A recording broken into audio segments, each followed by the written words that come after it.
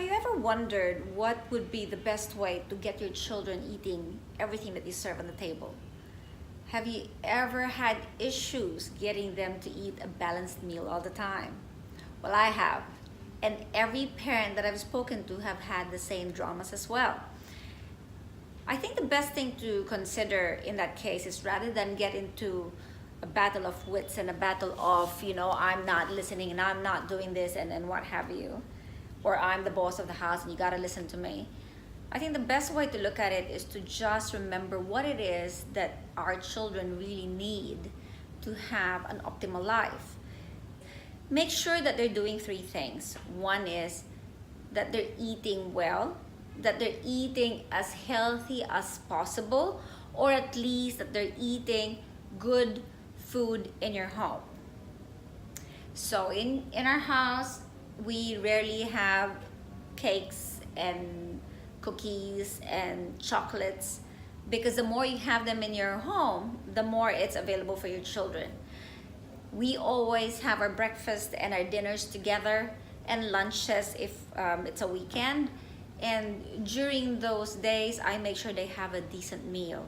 Cakes, breads, cookies, those are fine, but have them only on special occasions. Like, let's just say, have a weekend naughty meal, and we have that as our family. Like, from a Sunday morning till Sunday night, that's our naughty meal. For the breakfast, stay away from cereals. Cereals are all sugar.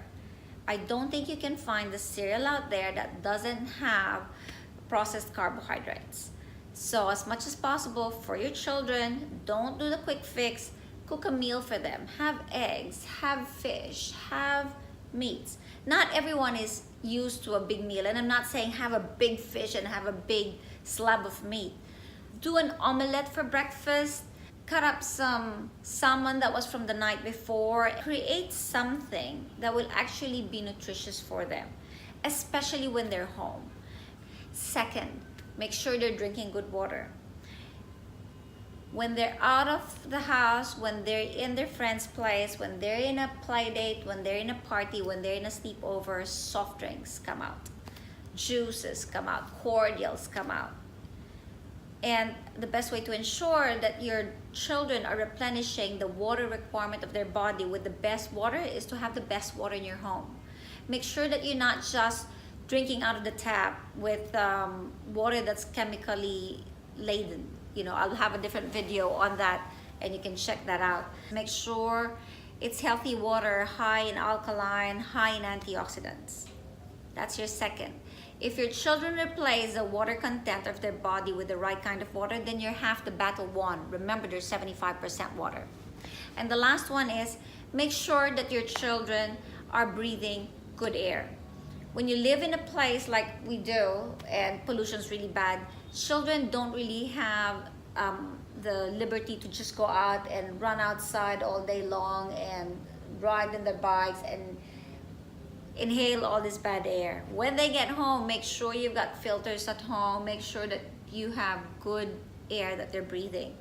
Those are the three basic things that our children need. So let's make sure that we give them the best, so that we don't have to worry about the little things. If they decide to have a soft drinks here and there with their friends, if they decide to have their chocolates, at least we know that when they're home, 2 of their 3 meals in a day, well, maybe they've got 4 meals because they've got their snacks, so at least 2 of those meals are healthy meals, that they're drinking really good water rather than soft drinks or cordials, and that they're breathing good air, fresh air.